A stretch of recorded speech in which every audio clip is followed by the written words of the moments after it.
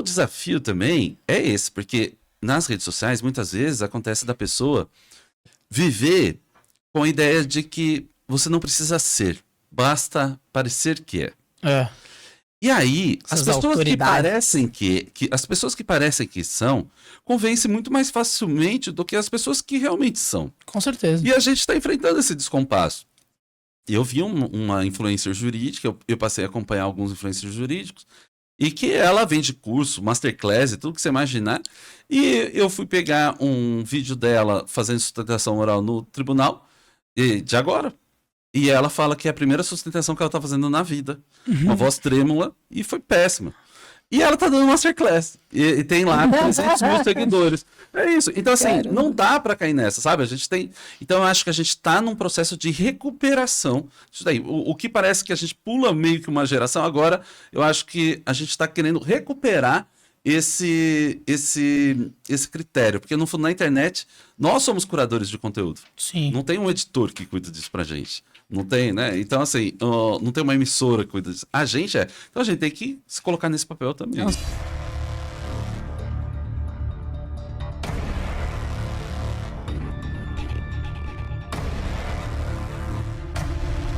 Bem-vindos a mais um podcast Superação, o maior podcast de superação do Brasil. Vem comigo e com a Cíntia Beltrame saber mais hoje sobre direito eleitoral. E o nosso convidado não é nada mais, nada menos... Não fala.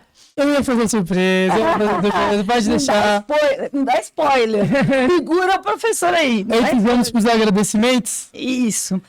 Agradecimentos. Agradeço todo o apoio do AB Santo Amaro e seus quase 13 mil advogados, a maior subseção do Brasil e a mais atuante. As outras que me desculpem, né? O apoio do Ciesp, o Centro das Indústrias Distrital Sul, a Bradesco Seguros, que nos aguenta nas agências, e a Parmalat por sua ação social com as mulheres em situação de vulnerabilidade. E o patrocínio vem de quem? Olha lá, o Michel libera dinheiro. O patrocínio vem da MB7 Seguros, a nossa corretora de seguros e planos de saúde nacionais e internacionais, né? Agora, todos agradecidos, né? Tem mais gente. Olha, se eu esqueci de alguém, sinta-se agradecido. Próximo eu falo que a lista tá grandinha. Agora passo a palavra novamente ao nosso Michel Beltrame para falar sobre o nosso convidado. O nosso convidado. O nosso convidado de hoje é mais do que especial, porque além de mestre, doutor, desembargador, juiz e isso e aquilo, é meu amigo pessoal Escritor. E meu professor. Bem-vindo ao nosso podcast, professor Diogo Reis. Ô, Michel, eu que agradeço. É uma alegria estar aqui contigo, com a Cíntia, com todos vocês. Fico super à disposição, fiquei muito contente com o convite.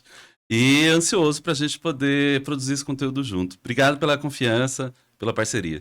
Então vamos lá, vamos falar um pouco do nosso querido professor Diogo Reis sobre direito eleitoral. Olha que cara de sério que eu tô, professor. É um dia de prova. Passa mais um. Volta um. Aí.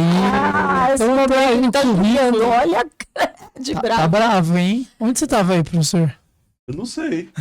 No Tribunal Eleitoral, ó. Tá. É o evento da União Europeia de Fake News Eleições. Foi o primeiro evento que a gente fez no Brasil com a União Europeia, eu participei lá. Caramba. E vocês pegaram a foto da internet, eu acho, né? Eu não sei. Pegamos várias. A equipe colheu várias. Bom, desembargador, juiz substituto da classe juristas do Tribunal Regional Eleitoral de São Paulo, mestrado e doutorado da Universidade Presbiteriana Mackenzie. Mackenzie, muito obrigada pelo apoio. Mackenzie, muito obrigada. Os mackenzistas também, né? Que vão aparecer aí em breve. Já fiquem ansiosos que tem pergunta dos mackenzistas aqui pro nosso professor, hein? Olha, um abraço caloroso para o Israel do Mackenzie. Fala no microfone, senão ele não vai. Para o Israel do Mackenzie. Ele sabe, né? Vamos lá. É membro da Academia Brasileira de Direito Eleitoral e Político, ABRADEP. É isso que fala? Isso mesmo. Tá. Professor de Direito Eleitoral e Direito Digital da Graduação. Eu não tive isso. Passa. Olha. E só para dizer, também sou professor do mestrado e doutorado do Mackenzie. Não é que eu Legal. fiz lá. É que professor do mestrado. doutorado. Isso. Você fez onde? Eu fiz na PUC São Paulo e na Universidade de São Paulo. Então agora você tá se convertendo. Foi em 2016 que eu fui pro Mackenzie e aquela paixão rolou, onde eu quero ficar a vida toda ali na universidade, mas não estudei lá, né? E então, mas sempre trabalho lá e acompanho lá. Só para Mas eu li. Não, mas eu li. Mestre. Eu li assim, eu li sobre, né? Mas não colocaram assim. Foi colunista exclusivo na área eleitoral para o jornal Valor Econômico, Super Jornal, durante as eleições 2016 e 2020. Folha de São Paulo, super importante e séria, na eleição 2018. Passa mais um. Esse tá um rostinho de professor. Coordenador dos livros de... Tá dando a nota ali. Isso é difícil, hein? Digital, fake news... São esses três, ó. Esses três. Fake news, direito eleitoral digital e privacidade, mercado e cidadania. Uma conexão a partir da IA. Nossa, ela que gosta da IA. Inteligência artificial, nem sei entrar nisso. Vamos lá, professor. Falando da superação, passo para o Michel. Vocês que fazem o bate-bola. Professor, todo mundo quer saber, que está acompanhando a gente, qual é a história, qual é a loucura de querer virar professor, qual é o incentivo também. O que eu fiz para merecer isso, né? Não. Cara, muito legal você falar isso, Michel. Eu sempre acreditei demais na educação. Eu sempre achei que a educação podia transformar vidas. E não era só o que eu achava, é o que aconteceu comigo também. Eu não venho de um grande centro, eu morei, nasci e fui criado numa cidade chamada Franco da Rocha, que é na Grande São Paulo. É uma cidade mais periférica e com menos estrutura de diversas coisas. Eu tive uma família que, enfim, fez de tudo para me dar tudo que era possível, mas realmente havia muitas dificuldades. E essa minha geração, talvez a Cíntia também, viveu as derrocadas dos planos econômicos. Isso fez com que a situação financeira de muita gente ficasse em momentos muito, muito difíceis, assim. E eu via que na educação eu poderia talvez transformar esse espaço. E foi. Eu passei a estudar com mais afinco, eu estudava escola pública, apenas escola pública, e foi bem na época que a gente começou a ter... Estudava em? Escola pública. Em Franco? Em Franco da Rocha. Só para afirmar bem, para você falar, eu estudei, não tive oportunidade. Superação, ok? Guarda essa. Pois é. E aí... eu tive muitas pessoas que me ajudaram ao longo desse caminho. Eu tenho um primo chamado Marcelo, que tinha uma loja e ele me contratou. Eu muito jovem, já trabalhava. Com 7 anos, por exemplo, minha mãe fazia aqueles pirulitos de chocolate. E eu vendia ali na rua. Com 11, 12 anos, eu fui trabalhar com o meu primo na loja dele. E o meu primo é um cara incrível e enfim, sempre tenho muita gratidão a ele. Ele me inspirava essa ideia de ler, de estudar, de fazer as coisas. E aí eu acabei comprando uma coleção de livros do Objetivo de um amigo meu que tinha passado no vestibular, e comecei a estudar por conta em casa.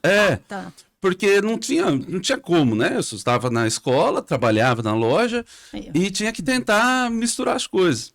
E aí, no fim, isso me ajudou muito. A gente teve greves longas na escola pública e eu fiquei meses sem aula. Nós ficamos meses sem aula nessa fase aí que eu tava. Mas isso me ajudou, porque nesses meses eu passei a intensificar o estudo para o vestibular. E aí, com base nesse material aí desse meu amigo que já tinha passado, ele tinha feito o cursinho, enfim.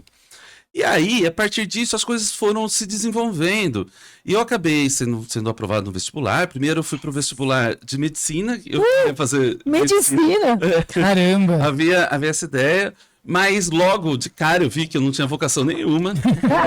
Não gosto de vocação. Aí passei pro direito e foi tocando. Mas mesmo assim, eu acabei ali eu acho que desde pequeno eu tinha vontade de ser professor. Eu tenho 2 irmãs, uma que é 1 ano e meio mais nova, outra que é 5 anos mais nova. Então eu sempre ficava ensinando elas, eu ajudava o pessoal no reforço da escola. Então eu acho que eu sempre tive essa ideia de ser professor. Mesmo quando eu imaginava que eu seria médico, eu pensava em ser professor da faculdade de medicina. E aí, quando eu mudei para direito, eu pensava em ser professor da faculdade de direito. E aí, logo que eu me formei, eu acabei passando num concurso para uma pós-graduação, na época. E aí... Deixa eu interromper um pouquinho. Claro. Franco da Rocha, Colégio Estadual, Aí estudou por essa que ele já tinha passado do objetivo que eu lembro. Ah, e outra coisa que me ajudou muito. Na TV a gente tinha um programa chamado Telecurso 2000. Lembra disso? E aquilo me ajudou demais. Eu dava assistia aulas. muito. A gente não tinha internet, né? Ainda assim. E eu estudava muito por eles. Só pra ser justo, até porque eu sou muito grato a esse programa até hoje. Mas aí passou na USP, então foi um autodidata, estudou muita coisa sozinho, porque a greve na escola, estudar os livros do objetivo, aquele Não era telecursos? Isso, 2000, alguma coisa assim. Mas o que aconteceu? Como eu estava prestando medicina, na USP eu fui para a segunda fase, mas não passei da segunda fase. E aí eu passei numa outra faculdade em Bragança Paulista, que chama Universidade de São Francisco. E aí lá eu consegui bolsa, né? Por causa de pontuação mesmo. E aí quando eu passei para o direito, eu mantive a bolsa. Então por isso que eu continuei estudando lá. Ok. Mas esse foi um outro desafio, porque não era uma faculdade de grande centro. Era uma faculdade mais interiorana. Sim. E uma ótima faculdade Bragança. na época. Enfim, eu adorava lá. Mas era um espaço que diferente da onde, se a gente for colocar, hoje a maioria dos meus colegas não tiveram essa mesma história. Então, partiram, por exemplo, de colégios muito melhores, de faculdades melhores, mais reconhecidas, ou até de características familiares que podiam levar. Sim. Então, eu sempre fiquei muito... A família nessa já ideia. veio dessa Eu sou o já era primeiro juiz, da minha já era- família, por exemplo, sei lá, fazer mestrado. E hoje eu leciono em forma mestre e doutores, assim. Então, é algo que dá pra ter é aula. muito legal, né? Pra gente poder entender. E algo que eu me orgulho bastante. Então, essa transformação foi o ensino que me fez, foi a educação que fez. E eu sempre achei que eu tinha que devolver isso também, sabe? Eu sempre achei que eu tinha que sei lá, fomentar esse espaço.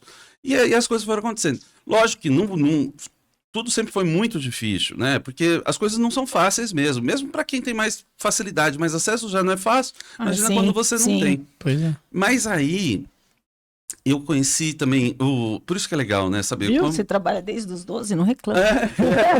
Ó, e eu acho que uma das coisas que me ajudou muito Por foi isso que eu menti, olha, trabalhar assim. desde cedo para realmente entender o processo das coisas, o quanto custa as coisas. Dá valor, né? É. E aí, o que acabou acontecendo? Eu conheci um professor da USP chamado Dirceu Torrecilas Ramos. É um excelente professor. E eu conheci numa circunstância sem sentido, assim, era na prefeitura, numa coisa assim, na fila, sabe?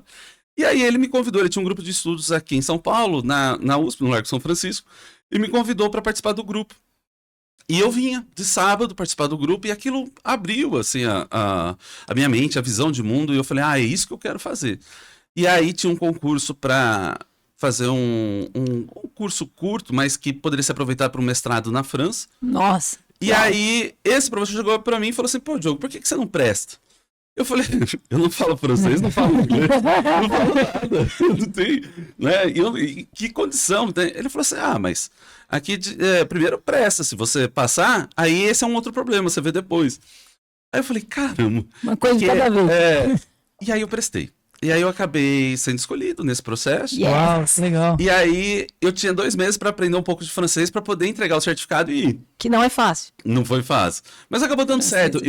Eu pedi demissão do emprego que eu tinha e fiz um curso intensivo de francês.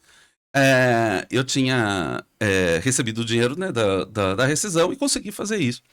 E aí, resultado, eu com 25 anos, peguei assim, tipo, 24, 25 anos, o primeiro avião na minha vida, porque eu nunca tinha viajado de avião. Caramba. E fui parar lá na França. E aí, sozinho, né? Não, o Dirceu foi juntos, professor.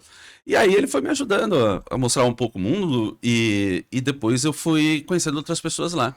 A experiência na França mudou muito a minha vida. Ela foi muito impactante, assim, por vários motivos. Primeiro, pela oportunidade de estar fazendo isso. Segundo, pela oportunidade de viajar. E terceiro, por saber que o mundo é muito maior do que eu imaginava. Eu achava que o mundo era Franco da Rocha. No máximo ia até Bragança, sabe? Viu? Ele foi para Paris e voltou com essa ideia. E eu lembro quando eu cheguei lá, Cíntia, eu olhei assim, eu falei assim, cara, eu nunca mais vou voltar. Mas não que eu não pensava em voltar para o Brasil. Eu não queria voltar a achar que o mundo todo se resumia Aquela mentalidade, né? no espaço. E aí, eu sabendo e vendo o tamanho do mundo, eu falei assim, não, as coisas podem ser diferentes. E aí eu voltei e continuei investindo. Eu não consegui fazer a documentação para validar esse curso aqui no Brasil, porque era muito caro. Você precisava traduzir, precisa, acho que ainda hoje, tradução juramentada de todos os documentos. Na época ficava, sei lá, 10 mil, 12 mil, imagina. Nossa. Hoje talvez seria o equivalente a uns 30 mil, comparando a época. O pessoal né? que só trabalha com isso. E aí eu prestei na PUC São Paulo e passei no mestrado. Aí eu fiz um segundo mestrado lá, consegui bolsa, também bolsa pesquisa, por mérito, né? Por mérito de pesquisa. Eu tinha que entregar uma determinada pesquisa a partir dessa bolsa. E a coisa foi fluindo, assim. Então eu costumo dizer que a coisa não era fácil, nunca foi fácil. Mas, cara, no fim, eu até então era meio que assim, um menino de Franco. E depois meio que eu virei o menino da França. Menino de Franco pra menino da França. Que história, professor. Eu falo, a diferença que um cedilha faz na vida de alguém, vocês não têm ideia. E aí a coisa foi se transformando. E aí eu passei a dar aula na Fundação Getúlio Vargas, na FGV. Consegui ótimos lugares para lecionar, aprendi muito. Fui continuando esse processo até que em 2016 eu passei na seleção do Mackenzie, passei a dar aula na graduação. E em 2020, eu passei para dar aula no mestrado e doutorado do Mackenzie. Aí eu saí de todas as outras universidades. Na verdade, eu ainda estava na FGV e no Mackenzie. Aí eu saí de lá para me dedicar exclusivamente ao Mackenzie. Yes! Então foi isso, mais ou menos isso, um resumo, tentando olhar assim, mais panoramicamente. Acabou acontecendo. Mas nesse caminho, teve um monte de coisa.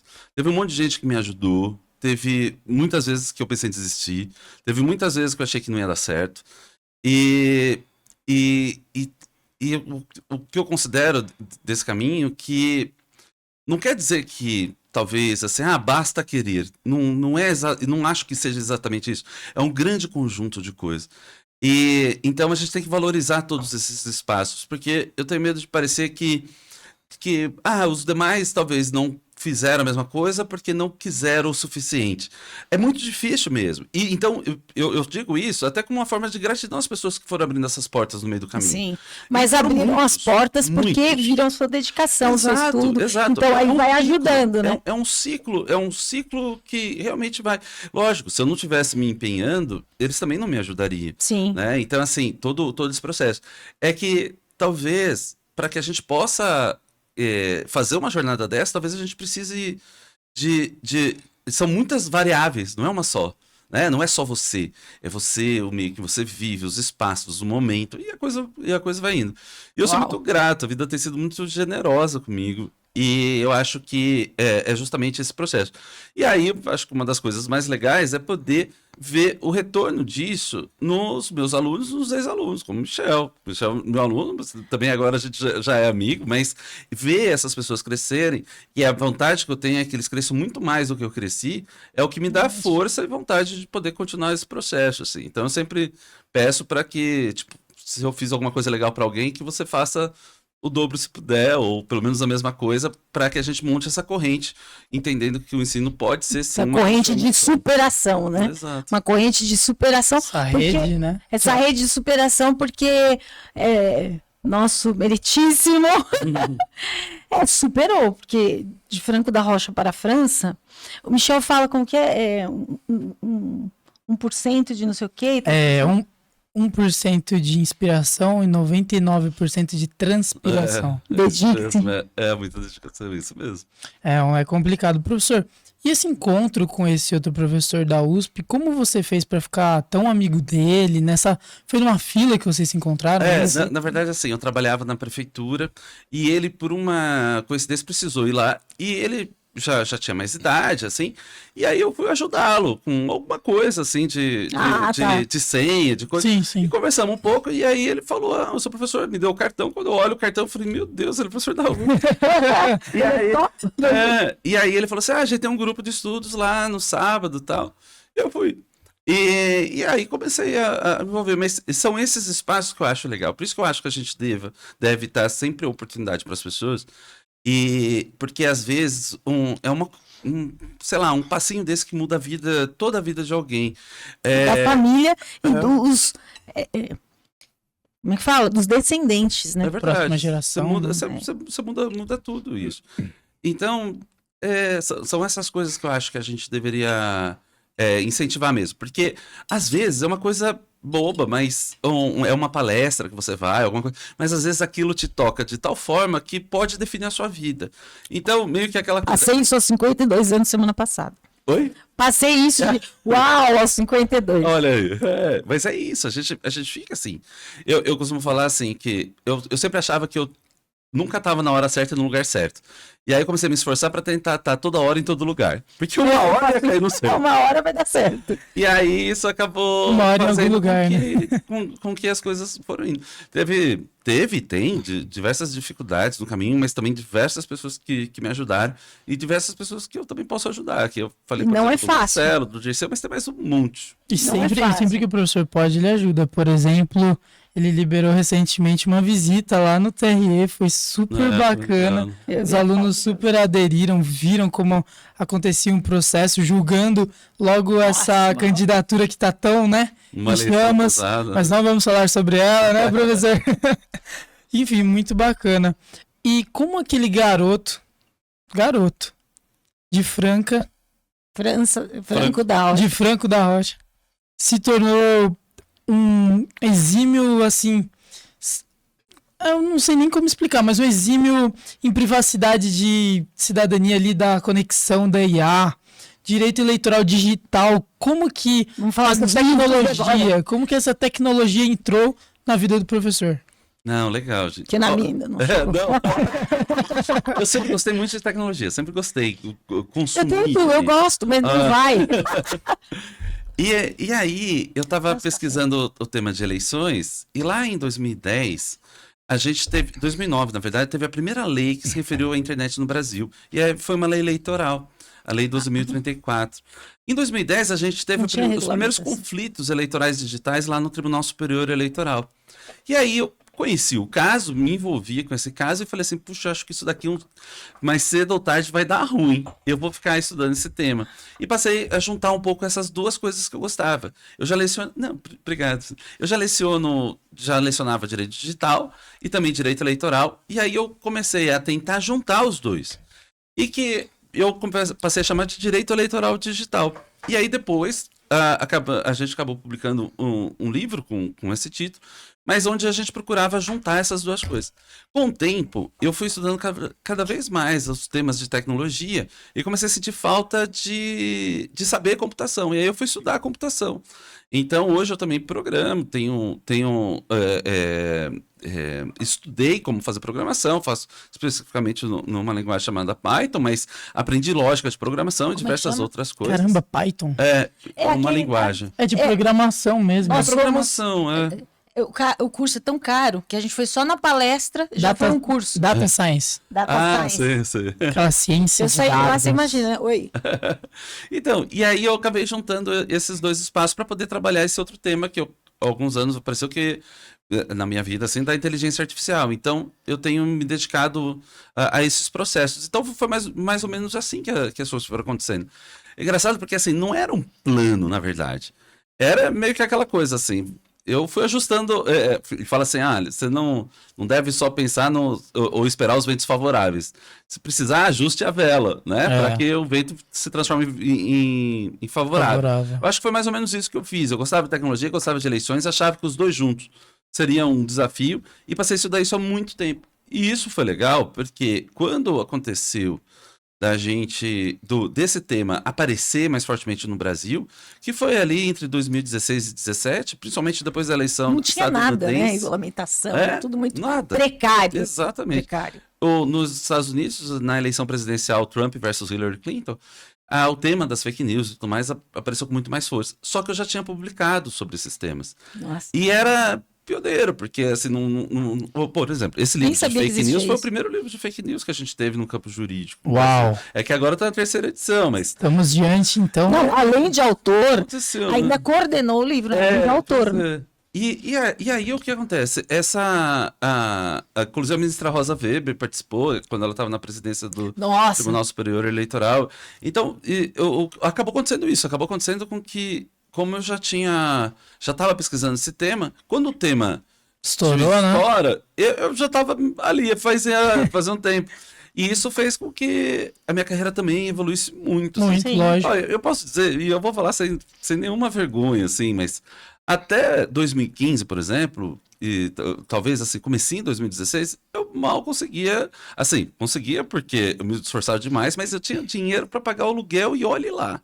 Eu morava num apartamento de 40 metros quadrados e era tudo sofrido. É isso que eu ia De perguntar. 16 pra cá, a coisa fluiu de um jeito e que tá tudo bem, inclusive financeiramente e tal, mas eu tô Que mora querendo numa mostrar... mansão do Morumbi, né? Que falou. não. É lá pro Jardins. No Jardins, Não, ali. mas tudo melhorou muito. O que eu tô querendo mostrar é que, assim, cara, às vezes demora mesmo. Por exemplo, só nesse tema eu tava desde 2009.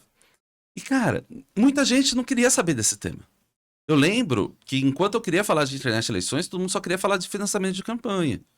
E aí eu pensava em desistir desse tema toda hora. Eu falava, puta, eu acho que não vai virar, não vai dar certo.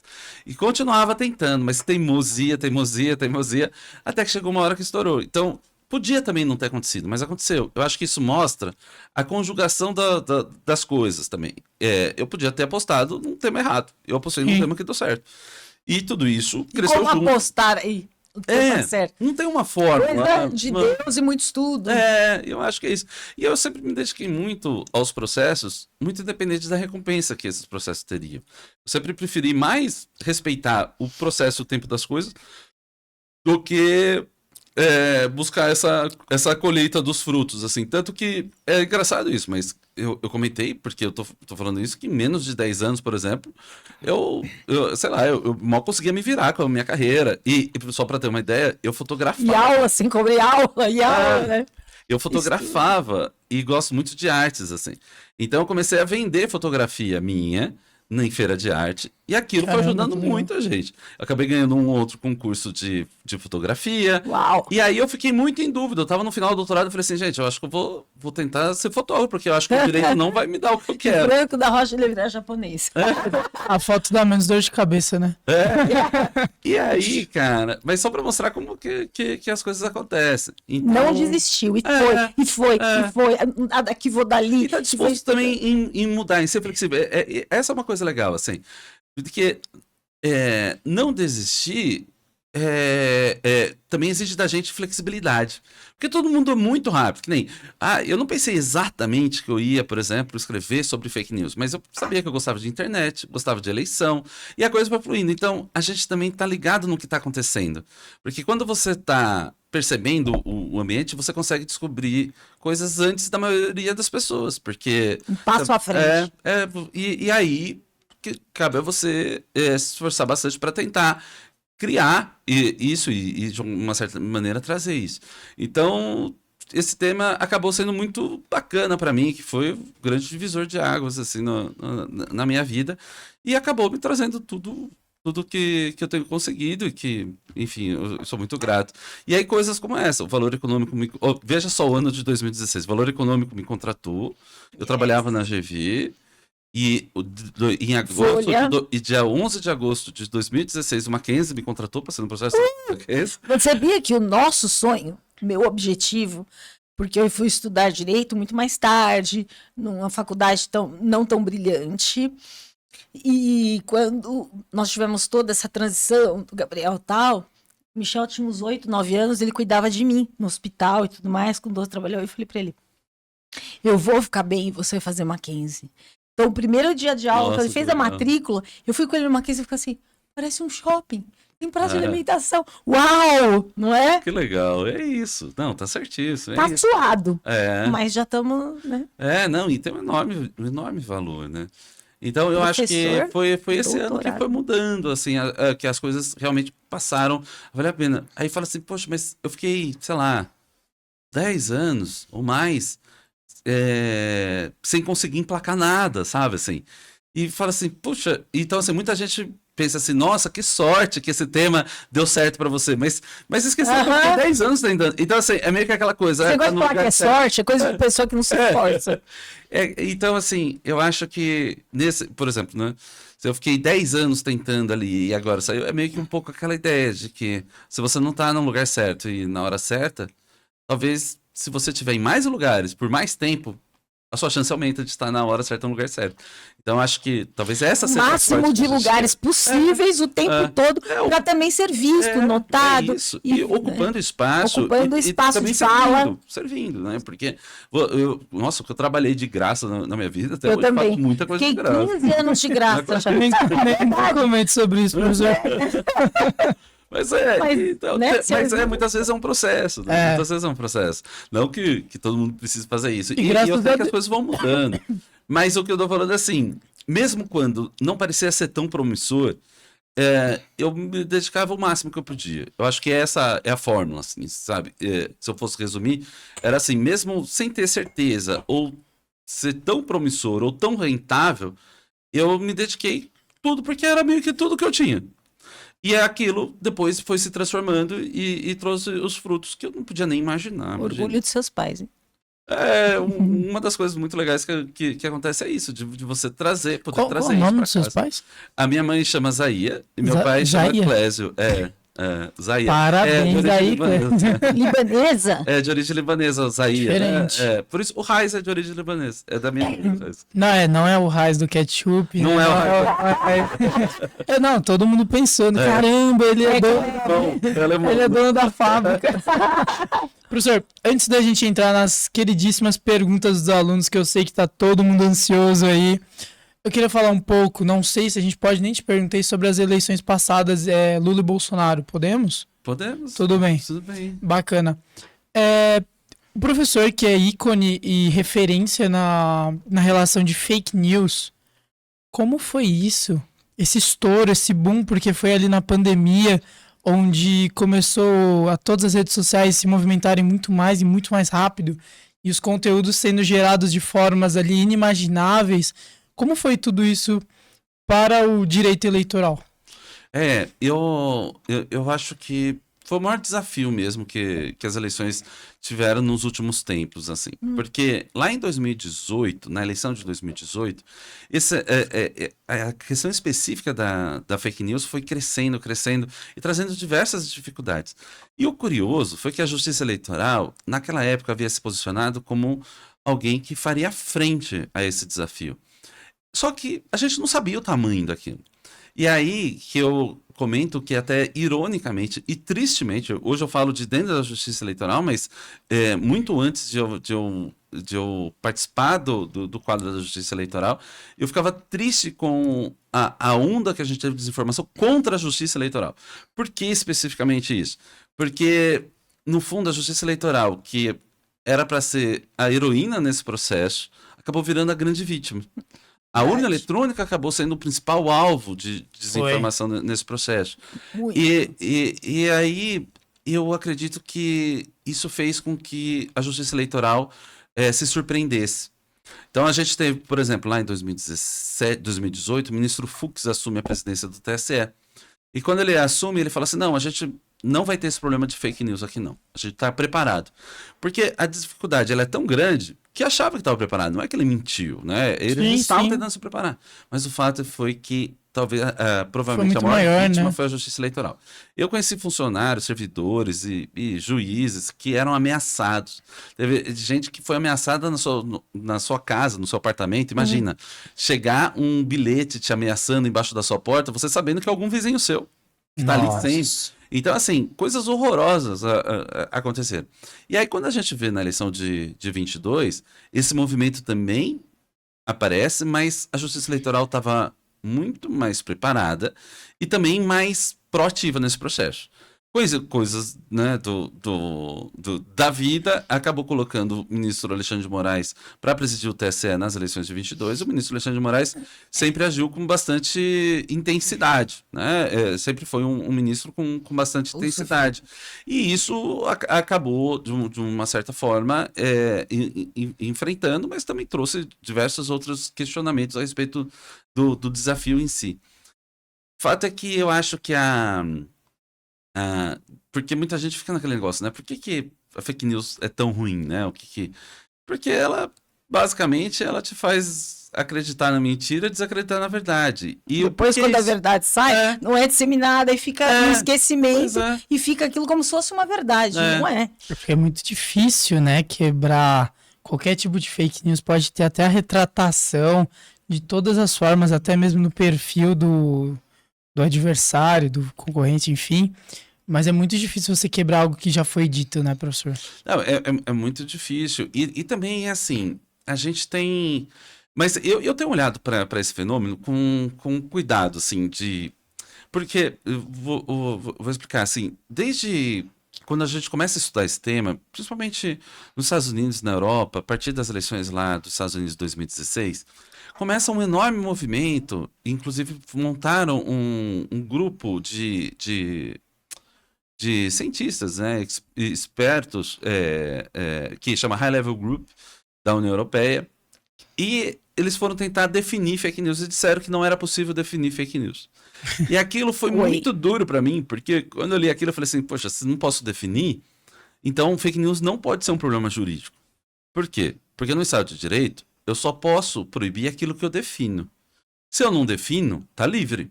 Então, se não houver definição possível, não há meio jurídico de proibição. Sim. Caramba. Porque para proibir é necessário definir. Né? No Sim. Estado de Direito, aquilo que não é para você liberar é só silenciar.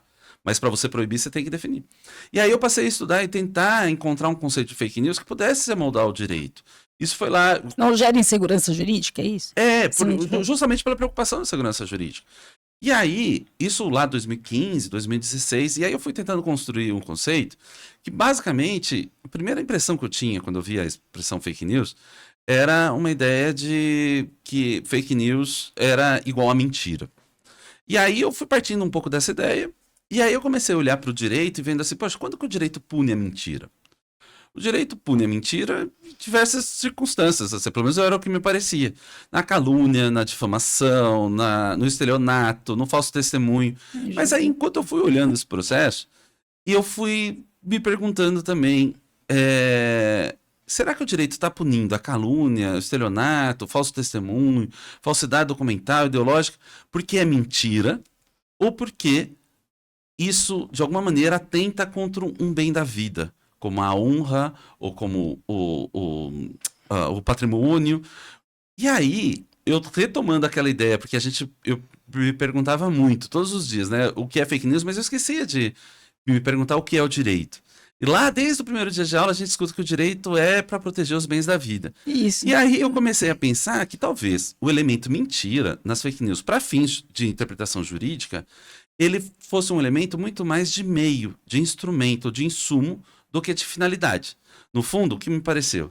Que o direito deveria olhar para fake news ou para desinformação online não pela ótica da mentira, mas sim pela ótica da lesão ou da ameaça de lesão. Yes. E aí eu comecei a perceber e aí passei a acreditar que fake news não é que ela não tinha um conceito. É que cada área podia empregar um conceito porque ela é como águas. Colocar nesse copo, ela toma um formato, se colocar nessa caneca, toma outro. Sim. E aí, a partir de então, faz sentido a literatura ter um conceito para fake news, o jornalismo ter outro, a filosofia ter outro. E eu falei, então, o que a gente precisa é de um conceito para o direito. E aí, tentando fazer esse jogo, eu acabei chegando à conclusão de que o dilema entre a mentira e a verdade, talvez ele esteja muito mais no campo da moral e da ética do que do direito. E aí eu comecei a pensar, então, para que serve o direito, né? E qual é o espaço? E eu passei a acreditar que enquanto a mentira é mais desafio da moral e da ética, ou até da religião ou da filosofia, o que era objeto de direito era fraude. E aí comecei a tentar traduzir fake news como notícias fraudulentas e pensar como o direito pode coibir a fraude. E aí eu acho que funcionou melhor porque eu realmente acho que havia uma expectativa, e talvez hoje ainda há, de que o direito vai eliminar a mentira do mundo. E com profunda honestidade, isso não vai acontecer nunca. Porque nós somos mentirosos. Isso não. Nós somos mentirosos. E eu falo isso. E muita gente pensa assim, não, mas eu não minto. Eu falei, mas ó, veja só, imagina que você acordou meio mal, não tá muito legal. Às vezes a gente tá meio triste. Aí passa alguém e fala assim, ô Cíntia, tudo bem? Você fala, tudo e você, querido? Mentiu, já era. Mentiu. Então eu costumo falar assim, tipo, respirou, mentiu. Então a mentira nem sempre é uma mentira para machucar ou para alguma coisa assim. Então, eliminar a mentira do mundo, talvez a gente tenha feito duas coisas erradas.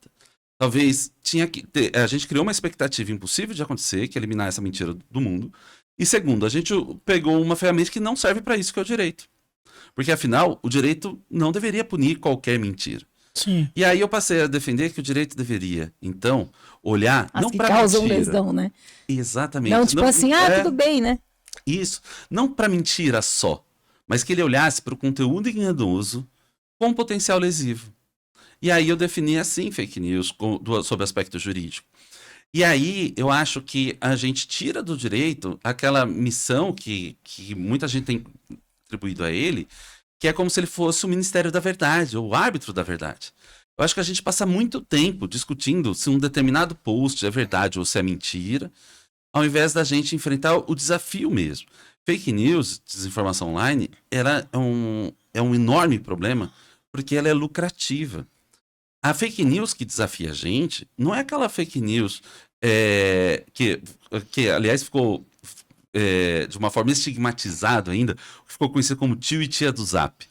Porque Sou eu sou a tia do Zap. Então, eu falo isso. Oi, família. Não, eu falo isso, gente, sabe por quê? Porque dá uma impressão que parece que todo mundo tem um dever de checar o conteúdo antes de mandar. É saudável e é bom que cheque, mas tem o dever jurídico. Se eu encaminhar um conteúdo que eu não chequei, eu sou punível? Não, nem posso ser. Eu acho que a gente acabou fazendo. A gente pegou um problema grande e criou um segundo problema grande. A estigmatização Ninguém pode falar nada, ninguém e pode o preconceito com as pessoas mais velhas que estavam no processo de inclusão digital super difícil. Sou eu. E com toda honestidade, a culpa não é delas. Porque por mais que ela encaminhe ali aquele conteúdo, uma usina de fake news impacta milhões de pessoas por hora. A gente está falando de um volume que, se juntar todos os tios e tias do Zap do planeta, nunca chegariam perto. Porque fake news é um processo lucrativo. Você ganha no clique, você ganha na ameaça, você ganha na extorsão, você ganha na reabilitação da reputação digital, Sim, por exemplo. sim. E basicamente é isso. Hoje, por exemplo, no meu escritório, você se dedica exclusivamente a esses temas de reputação digital. A gente acabou montando um dos primeiros, provavelmente, o primeiro escritório especializado em fake news e atuação digital. Porque hoje, quanto vale uma reputação digital de alguém? Muito. Quem vai num dentista sem dar uma gulgada? Imagina se gulgar e aparecer que, sei lá, é um assediador ou um ladrão. Acabou com a vida daquela pessoa. E se aquilo for falso? Um trabalho de uma vida inteira. Exatamente. Um trabalho. É o que a gente fala aqui quando o pessoal vem no estúdio e tudo mais na casa de gravação. Por que você vai gravar? Ah, não, eu sou o melhor advogado, sou o melhor médico. Um médico Tá, pra mim. você é o melhor médico. Pra quem? Se eu te pesquisar aqui no Google agora, quem é você? Quem é o melhor médico? Por isso que a gente até gosta de falar que a gente tá aqui metaversando sobre o tema. Ou seja, a gente entra num outro universo, num metaverso, Obrigado. que hoje em dia estamos próximos de andar com aqueles óculos de realidade virtual e se conectar a outro mundo. Então, até onde você é um bom médico? Ah, não, eu sou ótimo, eu tenho isso. Tá. Como você mostra isso? Como é você ali nesse metaverso? Ah, lá eu não tenho nada ainda. Então você não existe. E daqui a um certo tempo você vai passar complicado, né? Não, se for ver, um dos nossos clientes é um restaurante um restaurante muito bom, um restaurante famoso, que tem estrela Michelin, que é um fator Estrela de... Michelin. Se ela Michelle é difícil, hein? Eles tiveram uma ameaça, dizendo que se eles não pagassem, eu acho que era 60 mil reais, eles começariam a ser avaliados de maneira negativamente na internet. Uma extorsão mesmo. Eles ignoraram, mas começou a acontecer. Teve uma enxurrada de avaliações negativas em todas as plataformas que você imaginar. Nossa. E essa De perfis enxurrada falsos. de perfis falsos, Tudo perfis falso. construídos ali. Ali. E tinha tudo que você imaginasse, sabe? Nossa. Tipo, notícias em sites que ninguém sabe de onde é, falando que o restaurante teve problema com a vigilância sanitária. Ou seja, Mas vai para a página principal do Google.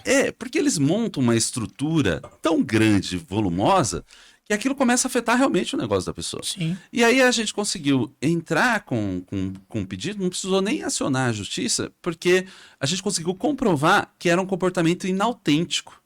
Por causa de alguns fatores, como velocidade, atribuição de provas digitais, para poder encontrar as fontes, né, os Velocidade IPs, do né? quê? De um monte de postagem, por comentário exemplo. negativo. De um monte postagem, Entendi. a semelhança, por exemplo, a gente cruzou os perfis e viu que os perfis andavam sempre juntos. Então, a gente fez um trabalho de uma espécie de um mapa. Isso, Mapeou. encontrou, né, a gente pediu a entrega de dados e tal. Na verdade, nesse caso não, porque era extrajudicial, mas quando o caso é judicial a gente pede, né, a quebra de dados. Mas só com o mapa a gente conseguiu convencer. E o Google fez uma avaliação interna e viu que realmente era inautêntico e tirou tudo. Então, assim, Legal. esse é um exemplo de uma coisa. Por exemplo, as pessoas famosas ou empresas também, as dificuldades que elas enfrentam com os haters, por exemplo. Porque, assim, é um negócio tão grave, tão grave, tão grave, porque uma coisa é quando você tem um comentário, por exemplo, negativo, só que espontâneo. Outra coisa é quando ele é fabricado. Sim. E aí, É uma indústria, uma e fábrica. ainda que espontâneo, se o comentário negativo não for um comentário negativo, for na verdade um crime, uma ofensa, Ofensa. deve-se agir. Ninguém aguenta mais isso. Então, basicamente, eu procurei aliar todos esses anos de pesquisa em fake news para trazer e tentar colocar na advocacia uma forma da gente poder de alguma maneira, ajudar as pessoas a manterem sua reputação digital e afinada com o que ela realmente é. Por isso que é legal de você falar assim, quem que você é na internet? Eu acho que essa é uma questão, que não tenha sido no caso dessa pessoa por fake news, mas há um descompasso entre a pessoa física e o avatar dela, né? No mundo digital. Eu falei pra ela, o melhor é tem que que ele tá na juntar. internet. Tadinho. Então, e o desafio também é esse, porque nas redes sociais, muitas vezes, acontece da pessoa viver com a ideia de que você não precisa ser, basta parecer que é. É. E aí, Essas as pessoas que autoridades. parecem as pessoas que parecem que são, convencem muito mais facilmente do que as pessoas que realmente são. Com certeza. E a gente está enfrentando esse descompasso. Eu vi uma influencer jurídica, eu passei a acompanhar alguns influencers jurídicos, e que ela vende curso, masterclass e tudo que você imaginar. E eu fui pegar um vídeo dela fazendo sustentação oral no tribunal, de agora. E ela fala que é a primeira sustentação que ela tá fazendo na vida. Uma voz trêmula, e foi péssima. E ela tá dando masterclass. E tem lá 300 mil seguidores. É isso. Então, assim, Caramba. não dá pra cair nessa, sabe? A gente tem. Então, eu acho que a gente tá num processo de recuperação. Isso daí. O que parece que a gente pula meio que uma geração, agora eu acho que a gente tá querendo recuperar esse critério. Porque, no fundo, na internet, nós somos curadores de conteúdo. Sim. Não tem um editor que cuida disso pra gente. Não tem, né? Então, assim, não tem uma emissora que cuida disso. A gente é. Então, a gente tem que se colocar nesse papel também. É super importante. É um desafio. Até comentando, mas de uma forma contrária, andando aí, falar alto, beijão para Michele, apresentadora do SBT e advogada do AB Santo Amaro. Ela recebe perguntas. Eu vi, verdade. gente, na casa dela, uma pessoa super séria, né? um quadro. É chamado e Me Explica Direito. O nome dela é Michelle, então. Ela Me estuda. Explica legal. Direito. Ela estuda no final de semana, pergunta, tira dúvida com, sabe, outras autoridades, né? E aí ela responde. Então ela vai toda uma fonte, estuda, e ela traz essa coisa do jornalismo, 25 anos de Rede Globo, de que legal. Jornal Nacional, né? Ela traz toda essa experiência jornalística, países e tal, juntou, né, com o direito, e eu vi, ela fica lá estudando para responder uma pergunta. E ela faz isso por quê? Porque muitas das vezes tem aquele juridiquês, né? Chato. Que a pessoa não Claro. entende. Não é chato, não. Que a pessoa não entende e tudo mais. Então ela, como comunicadora, ela fala de um jeito que o pessoal entende, mas fala com base jurídica direitinho, porque estuda antes pra falar. Sim, Até porque perfeito. ela sabe que ela tem diversos seguidores. Muitos, acho que tá. Não sei quantos. Acho que 400 mil, sei lá. Mas o que acontece? Se ela falar alguma coisa e for uma fake news, Nossa. acaba com a carreira dela. Ela perde contrato no SBT, perde isso, perde aquilo, Credibilidade como advogada. E, né? em tudo. Beijo pra ela. Então, parabéns pelo trabalho, Mi, mais uma vez. Eu vou acompanhar, já vou. Pode acompanhar, que é muito bom, de qualidade. Eu Ó, recomendo. nosso desembargador aqui, jurista, te acompanhando. É. Estudo dobro no final de semana. Agora tem que estudar mais, hein?